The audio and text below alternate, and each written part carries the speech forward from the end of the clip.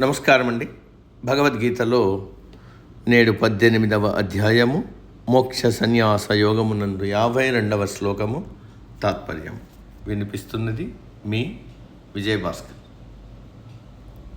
వివిక్త సేవీ లగ్వాసి యతవాకాయ మానసః ధ్యానయోగ పరో నిత్యం వైరాగ్యం సముపాశ్రితః. తాత్పర్యం: వివిక్త సేవి అంటే రణగుణధనుల మధ్య కాకుండా ఏకాంతంలో ఉండటానికి ప్రయత్నించాలి. ఇంటిలోనే ధ్యానమునకు ఒక ఏకాంత ప్రదేశమును ఏర్పాటు చేసుకోవాలి. గలగల మాట్లాడకుండా అవసరమైనంత మనకు మాట్లాడుతూ ఎక్కువ కాలం మౌనంగా ఉండాలి. కానీ మనం సత్యనారాయణ వ్రతం చేసుకుంటూ ఉంటే అంతా హడావిడే. వచ్చేవాళ్ళు పోయేవాళ్ళు, వంటలు టిఫిన్లు, అందరికీ అందలేదో అన్న ఆతృత.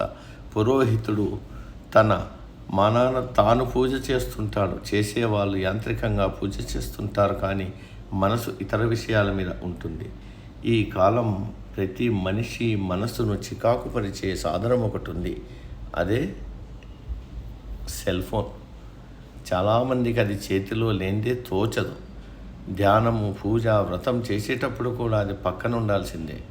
మనిషి ఏకాగ్రతను చెడగొట్టడానికి దానిని మించిన సాధనం మరొకటి లేదు. అందుకని పూజకు ముందు దాని పీక నొక్కడం అత్యంత ఆవశ్యకం.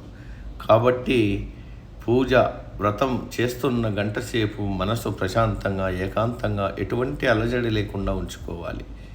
మౌనంగా మనసు పరమాత్మ యందు లగ్నం చేయాలి. పూజ తప్ప మరొక ధ్యాస ఉండకూడదు. ఇది అంతా జరగాలంటే ఏకాంతం చాలా ముఖ్యం. పూజ గది ఒక మూలగా ఏకాంత ప్రదేశంలో ఉండాలి. ఎటువంటి రణగుణ ధ్వనులు లేకుండా, ఎవరు చికాకు పరచకుండా ధ్యానం చేసుకోగలగాలి. లగ్వాసి అంటే మితంగా భోజనం చేయాలి. తగినంత వరకే తినాలి. అధికంగా తిన్నా, అసలు తినకపోయినా ఆరోగ్యం చెడుతుంది. మనము తినే ఆహారం మన మీద దాని ప్రభావం చూపుతుంది. పూటుగా కడుపు నిండా టిఫిన్ చేసి పూజకు కూర్చుంటే నిద్ర వస్తుంది. అందుకే ఏదైనా పూజలు, వ్రతాలు చేసేటప్పుడు వ్రతం చేసుకుని భక్తితో ప్రసాదం స్వీకరించే వరకు ఏమీ తినకూడదు అని చెప్తారు. దాహం వేస్తే ఆచమనం పేరుతో కాస్త జలం పుచ్చుకోవచ్చు. ఉపవాసాల పేరుతో రోజు తినేదానికంటే ఎక్కువ టిఫిన్లు లాగించడం దీని కిందికే వస్తుంది. కాబట్టి మిత భోజనం ఆరోగ్యానికి, మానసిక వికాసానికి, భగవంతుడి మీద మనసు నిలపడానికి ఉపయోగపడుతుంది. ఆ తినే ఆహారం కూడా సాత్విక ఆహారం అయితే సాత్విక లక్షణాలు వస్తాయి. మనసు సత్వగుణ సంపన్నమవుతుంది. కాబట్టి సాధ్యమైనంత వరకు సాత్విక ఆహారం సేవించాలి. అది మితంగా సేవించాలి. యతవాక్కాయ మానసః అంటే మాటను, ఇంద్రియములను, మనసును మన అదుపులో ఉంచుకోవాలి. దీనిని త్రికరణ శుద్ధి అంటారు. మనసులో భావన, మాట్లాడే మాట, చేసే పని ఒకటిగా ఉండాలి.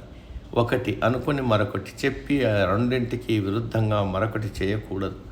అలాగే ఇష్టం వచ్చినట్లు మాట్లాడటం, ఇష్టం వచ్చిన పనులు చేయడం మంచి కాదు. ఈ రెండింటికి మనసు మూల కారణం. మనసును కూడా అదుపు చేయాలి. వైరాగ్యం సముపాశ్రితః. రాగమును అంటే కోరికలను వదిలిపెట్టడమే వైరాగ్యం. ఆ వైరాగ్యాన్ని బాగా అవలంబించాలి. ఎక్కడా సడలింపు ఉండకూడదు. అనవసరపు కోరికలను మనసులోకి రానియకూడదు. వైరాగ్యం అంటే పెళ్ళాం పిల్లలను వదిలి హిమాలయాలకు వెళ్ళడం కాదు. ఎందుకంటే ఋషికేశ్లో ఉన్న మనసు ఇంటి మీద ఉంటే ఏమీ ప్రయోజనం లేదు. అందుకని మనసును, ఇంద్రియములను అదుపులో ఉంచుకోవడం వైరాగ్యానికి లక్షణం. ఏది అవసరమో, ఏది అవసరము లేదో తెలుసుకోగలగాలి. అనవసరమైన వాటి మీద విపరీతమైన ఆసక్తి, అనురాగము, మమత పెంచుకోకూడదు. అనవసరమైన వాటి కొరకు బాధపడకూడదు. దేని మీద ఎంతవరకు అనుబంధం పెంచుకోవాలో అంతే చేయాలి. తృప్తిగా జీవించాలి. అసంతృప్తిని మనసులోకి రానియ్యకూడదు. దీనిని వైరాగ్యం అంటారు. ధ్యాన యోగ పరోనిత్యం అంటే ప్రతిదినము కొద్దిసేపు అయినా ధ్యానం చేయాలి. ప్రతిదినము ఎలా ఆహారం తీసుకుంటామో అలాగే ప్రతిదినము ధ్యానం చేయాలి. అది ఒక అలవాటుగా చేసుకోవాలి. ఆ కాసేపైన మనసు, శరీరము మన అధీనంలో ఉంటుంది. అలా చేస్తూ ఉంటే సాత్విక చింతన, భగవంతుని యందు భక్తి అలవడతాయి. నేటికి సమాప్తం. తదుపరి శ్లోకం రేపటి రోజు. సర్వే జన సుఖినో భవంతు. అందరూ బాగుండాలి, అందులో మనం ఉండాలి.